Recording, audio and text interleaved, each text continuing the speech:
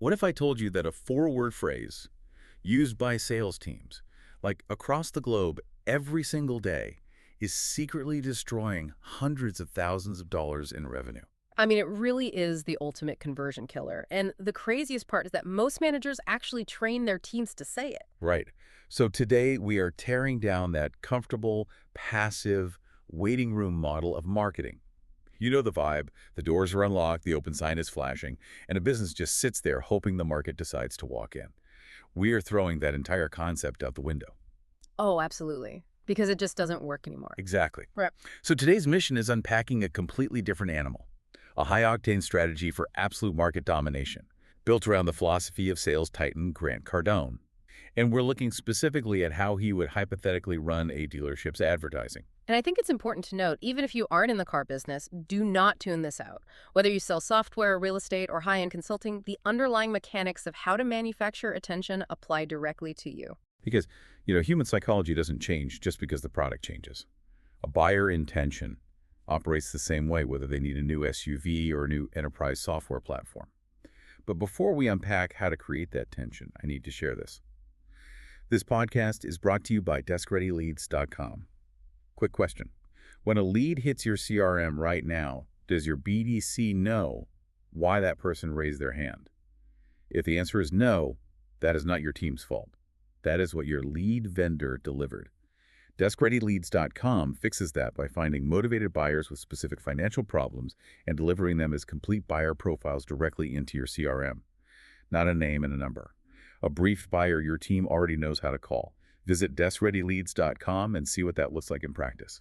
I love that phrasing in the sponsor read, knowing why someone raised their hand. Yeah, it's so key. Because that isn't just a neat feature, that is the entire bedrock of an aggressive sales strategy.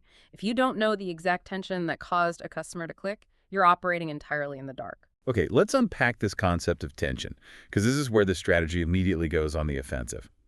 The standard playbook for most businesses is what you could call timid advertising. Oh, for sure. Timid is the perfect word. Right. They put up a nice graphic with a patriotic background, slap a generic, huge savings headline on it, and measure success by how many likes or impressions it got. Which Cardone considers an absolute failure. Yeah, exactly. You aren't trying to generate vanity attention. You are trying to manufacture real market attention. So what does that actually look like? Well, let's separate those two, because the distinction is vital.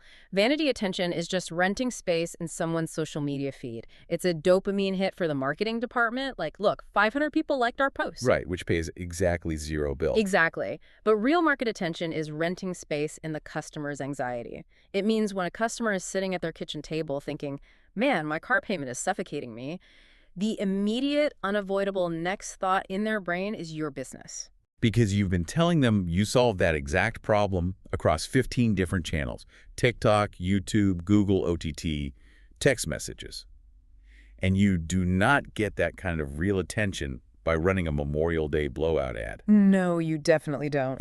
I always laugh when I see those. Nobody wakes up with a burning desire to celebrate George Washington's birthday by taking on a 5-year auto loan. Calendar events don't create urgency. Right, they just create background noise. Running a generic, huge savings sale is like throwing a multivitamin into a crowd. A few people might take it because they vaguely know it's good for them, but most will ignore it. Yeah, that's a great way to put it. So the strategy here demands that you kill the generic ad completely. Instead, your message has to punch the customer in the face with a real problem. Exactly. Cardone's approach is walking into that same crowd and offering a powerful painkiller to the one person who is actively holding their jaw in agony. The conversion rate on a painkiller is essentially 100% because the tension in their life demands a solution. High payments, negative equity, a transmission that just blew. That is real tension.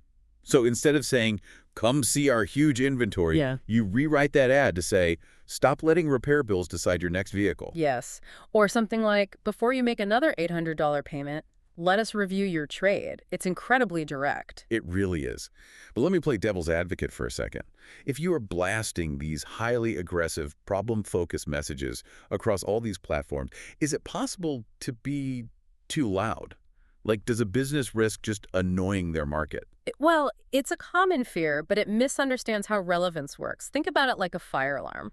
If you pull a fire alarm in an office building when there is no fire, people hate you. Right, you're just making noise. Exactly. But if you pull that exact same fire alarm because you see smoke pouring out from under someone's specific desk, they don't think you're annoying. They think you're a lifesaver. Oh, wow, that makes perfect sense. So the noise this strategy advocates for is actually extreme relevance. Right.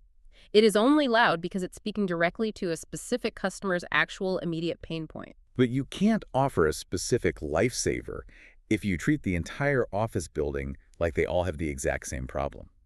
Which means the era of the vague, one-size-fits-all campaign has to die. You have to aggressively segment your audience. Oh, absolutely. Most businesses view their market as a monolith. They just think, well, my audience is people who want to buy my product. Which is basically lazy marketing. It is. It totally is. Because a buyer looking for a heavy-duty work truck operates under a completely different psychological framework than a buyer who has a 500 credit score and just needs someone to finance them. Yeah, think about the nuance there. Like, a Spanish-speaking buyer doesn't just need a lazy Google-translated version of your English flyer. They need a Spanish-first experience that makes them feel understood. Right. You have to constantly ask yourself, who are we attacking today and what specific problem are we solving for them?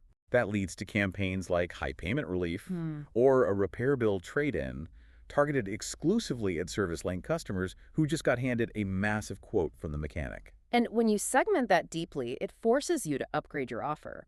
When a business runs a vague campaign, they usually use a soft offer like, contact us for details, or shop now. Which just shifts the cognitive burden onto the buyer. They have to figure out what the next step is and why it matters. Exactly.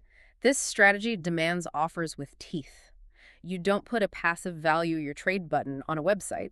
You change the call to action to get a real trade review before you make another payment. Yeah, or you don't say, we buy cars. You say, sell your car without stranger scams or wasted weekends. The contrast there is phenomenal. Because the upgraded offer explicitly tells the customer what exact pain you are removing from their life if they take action. But if I'm a small business owner listening to this right now, creating 10 different highly specific campaigns probably sounds exhausting. Doesn't just saying, shop our massive inventory, at least cast a wider net and save time. Well, here's the thing. A wide net catches absolutely nothing if the holes are too big. When you speak to everyone, you speak to no one. Confused, uninspired customers do nothing. Right, they just swirl past. Exactly. Yes, it requires more operational bandwidth to build 10 hyper-specific campaigns. But those campaigns will actually convert because when a customer reads them, they feel like you are reading their diary. Okay, so we have the message. It's pain-focused and highly segmented. But even the most perfectly engineered offer will fail if the customer doesn't trust the messenger. Oh, 100%. And in a digital landscape, a static graphic of a car does zero work to build trust. Right, which necessitates a total shift in the medium you use to deliver this message. Static graphics are out. Authentic video is mandatory. And authentic is the operative word here. We aren't talking about highly produced, polished television commercials with drone shots and voiceovers. No, it means the general manager, the finance director, the service manager, like the actual human beings running the business need to be on camera. The business has become a content machine. But here's the catch. It cannot be random entertainment. No posting pictures of a salesperson's birthday cake. Or random viral TikTok dances in the showroom. Please no. Every piece of content must serve a direct revenue purpose. It has to build trust, answer objections, or drive an appointment. Imagine a video titled, What to Do If You Are Upside Down on Your Loan. You aren't pitching a product, you are providing an authoritative solution to a terrifying financial problem. Exactly. You are establishing yourself as the expert before they ever set foot on your property. There is a brilliant example of this shift. Oh, yeah. Yeah. Contrast a standard social media post that just says, fresh trade arrived, come check out this 2021 SUV, with a purpose-driven post that says, need a reliable SUV but trying to avoid a massive new car payment. I'm looking for a family trying to keep their monthly budget under control. Wow, yeah. The first post is entirely narcissistic. Like, look at us, look at what we got. The second post is deeply empathetic. Look at how we can solve your budget anxiety. Right. It fundamentally changes the dynamic of the sale. When the general manager is the face of the store, looking into a smartphone camera and explaining that they actively want to help you escape a bad loan, they stop being a faceless corporate logo. It's the difference between walking into a giant, faceless corporate megastore versus a neighborhood shop where the owner greets you by name. Yeah. You're buying from a person, not a logo. Yeah. People do not buy from logos. Exactly. They buy from people who understand their problems. By putting the leadership on camera, you are combining confrontation with humanity. I love that phrase. Yeah, you are forcing them to confront their bad car payment, but you are offering a human hand to pull them out of it. You're creating urgency around their real life, not some fake weekend sale event. Okay, but here is where the entire machine usually falls apart. You've manufactured attention. You targeted a specific pain point. You built trust through authentic video. The customer finally feels understood and they click the ad. They fill out the form, they raise their hand. What happens next? This brings us to the absolute bottleneck of commerce, the war on lazy follow-up. Oh, man. This is where most marketing budgets just go to die. We teased this at the very beginning. The ultimate unforgivable sin in this strategy is picking up the phone, calling that hard-earned lead, and saying, "Are you still interested?" It's painful just hearing it. Grant Cardone calls that a complete waste of money because it just wastes all your context. Let's dissect exactly why that phrase is so destructive. When a customer clicks an ad about lowering their payment, they're in a state of emotional tension. Right. When you call them 3 hours later and ask, "Are you still interested?" what are you actually doing to their brain? You are instantly breaking the context of the tension. You are forcing the customer out of an emotional state of needing relief and dropping them into a logical state of evaluating a commitment. Yeah. They start thinking, am I still interested? I don't know. It sounds like a lot of work. You are making them do the heavy cognitive lifting. You are asking them to reconvince themselves that they want to buy. Exactly.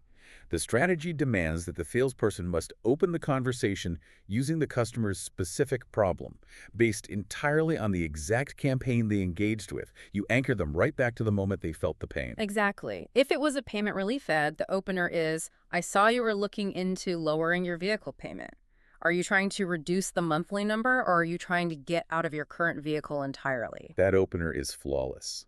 It immediately validates their problem. It assumes the sale is already in motion. Right. The advertisement met a very specific promise to them, and the phone call is the immediate delivery of that promise. But to execute that, your internal notes in the CRM have to be immaculate.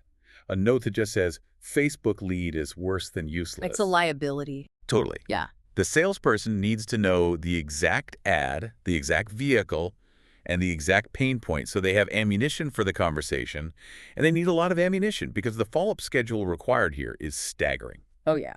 Day 1, day 3, day 7, day 30, day 60, day 90. I have to admit, here's where it gets really interesting.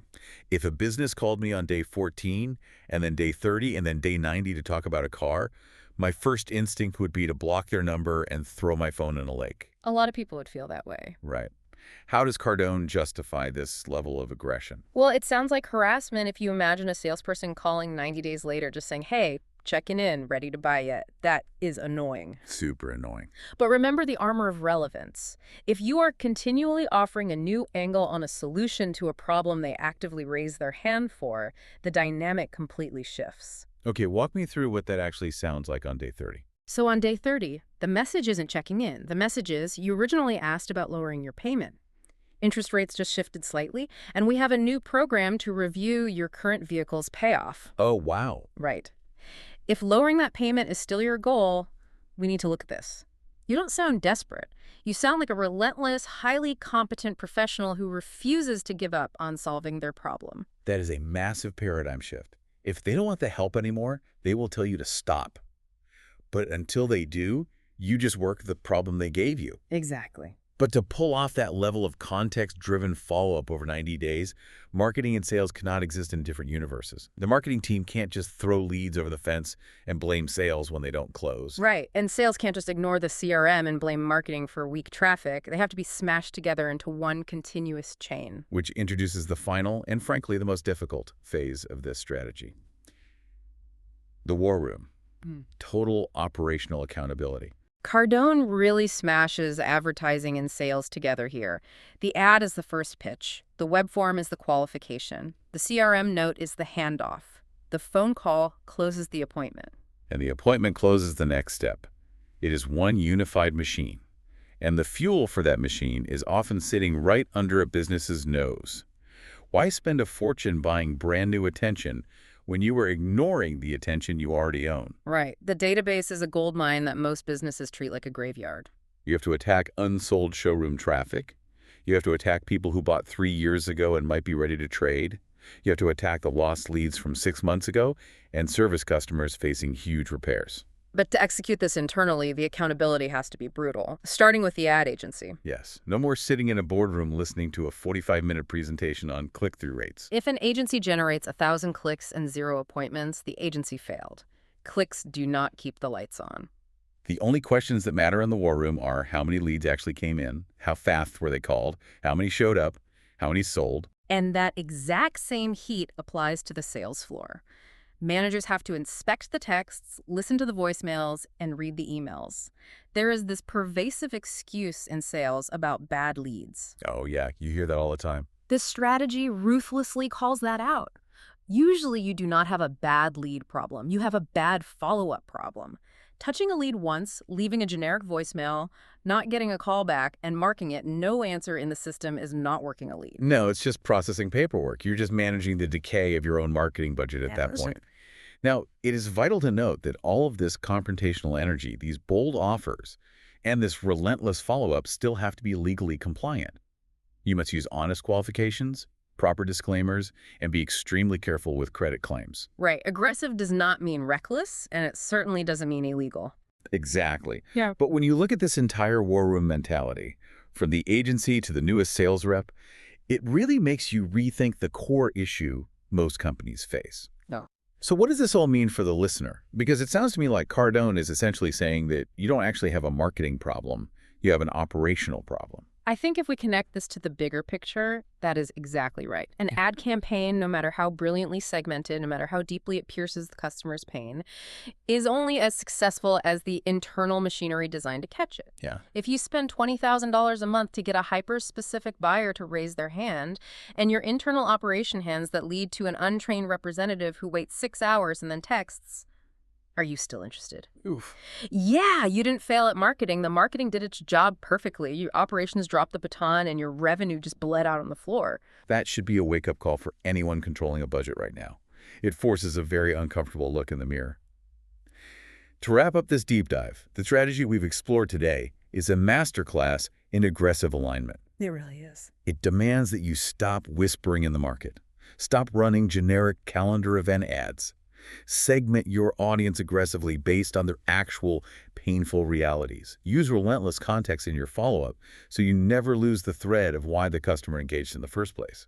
And above all, hold every single person in the chain accountable for actual revenue-generating behavior, not vanity metrics. It's about building a machine that doesn't just ask for attention, but manufactures it and then predictably converts it. So, as you go back to your own operations, or even as you just observe the businesses you interact with daily as a consumer, I want you to look for the gaps. How often do you see a massive disconnect between a bold promise made in a targeted ad and the uninspired, disjointed follow-up you receive when you actually click it? Where is the baton being dropped in your own world? And consider this alternative. We've spent this time dissecting how to build this aggressive, highly accountable, omnipresent machine yourself. But imagine for a second that you decide not to. You decide it's too much work, it requires too much training, and you'd rather stay in the comfortable waiting room. What happens to your market share the exact moment your hungriest competitor decides to build this exact machine and start systematically manufacturing your customers' attention before you even unlock the front doors? Wow. Yeah, it's the ultimate reality check. You can sit there with the open sign flashing, hoping the market decides to grace you with their presence today, or you can get out into the market, locate the smoke, pull the fire alarm, and show them exactly how you can put the fire out. The choice is entirely yours, but only one of those strategies actually dominates. Thank you so much for joining us on this deep dive. We'll catch you on the next one.